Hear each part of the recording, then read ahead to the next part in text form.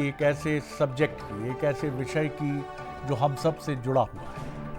हमारी संस्कृति और समाज, इससे ये विषय अभिन्न रूप से जुड़ा हुआ है। त्योहारों का मौसम शुरू हो चुका है। गणेश उत्सव के बाद अभी पितृपक्ष और इसके समाप्त होते ही नवदुर्गा, दशहरा और इसके बाद दिवाली की बारी है।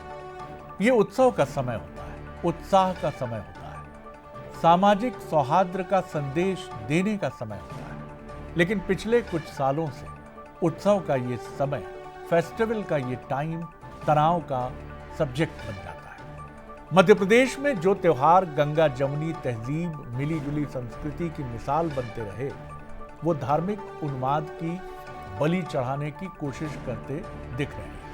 इसकी बानगी हमने गणेश चतुर्थी और ईद मिलादुन्नबी पर देखी और इसकी झलक गरबे की तैयारियों में भी देखने को मिलने लगी है। बुधवार को राजधानी भोपाल में बजरंग दल और वीएचपी के कार्यकर्ता गरबा ट्रेनिंग सेंटर पर पहुंचे।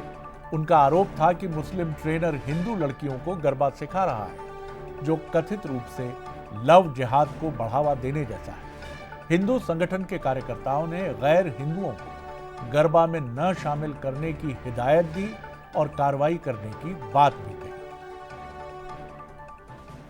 देखिए, शिकायतें यहाँ गरबा पंडाल जो ट्रेनिंग दे रहे हैं, वहां पर कुछ जिहादी अपना नाम छिपाकर और कुछ आयोजक उनको जोड़कर वो ऐसे लोगों को यहाँ पे सम्मिलित कर रहे हैं। तो आज इस पंडाल में हम आग्रह करने आए हैं और जानकारी लेने आए हैं क्या कोई जिहादी तो यहाँ पर नहीं है, क्या कोई जिहादी को सम्मिलित तो नहीं किया है, इसलिए ऐसा आग्रह करने हम यहाँ पे आए। और यदि ऐसा कुछ ऐसा पाया जाता है तो पंडाल से भी आग्रह करेंगे और प्रशासन से भी आग्रह करेंगे कि ऐसे लोगों पर कार्रवाई की जाए। हम आपको बीते दिनों हुए धार्मिक उन्माद से जुड़े जो घटनाएं थी, उनकी कुछ तस्वीरें बताते हैं, 6 तस्वीरें बताते हैं। ये देख रहे हैं आप तस्वीर, हनुमान चालीसा पर विवाद, सर तन से जुदा के नारे सागर में, जबलपुर में विवादास्पद पोस्टर लहराया गया, आपत्तिजनक झंडे ये लहराए गए खंडवा में, बड़वानी और राजगढ़ में भी तस्वीरें कुछ यही कहानी कह रही।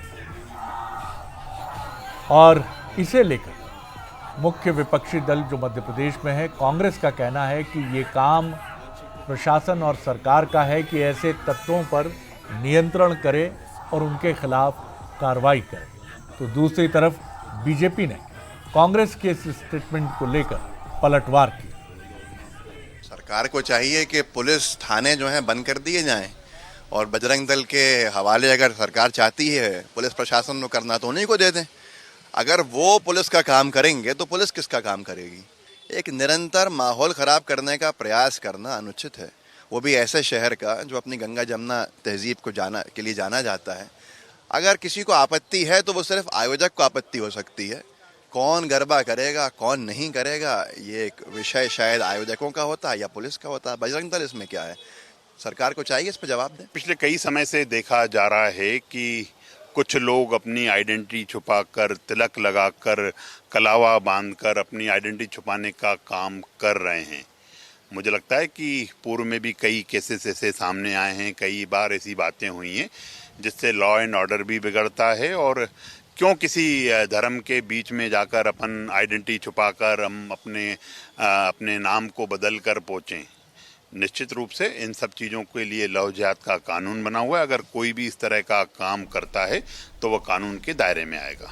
मामले को लेकर बंसल न्यूज के कुछ सवाल भी हैं। उत्सव के इस पूरे माहौल में, परिवेश में सौहार्द यानी सामंजस्य, एक दूसरे के प्रति प्रेम बनाए रखने की जिम्मेदारी क्या सभी की नहीं है?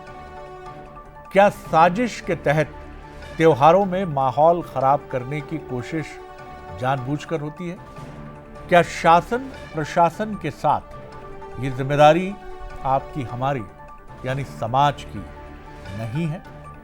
ये वो सवाल है जो बहुत अहम सवाल है और ये सवाल हमसे कहते हैं कि ये घर जिसका नाम हिंदुस्तान है, ये आपका और हमारा घर है और इस घर की हिफाजत करना, इसे सुरक्षित रखना हम सबका काम है।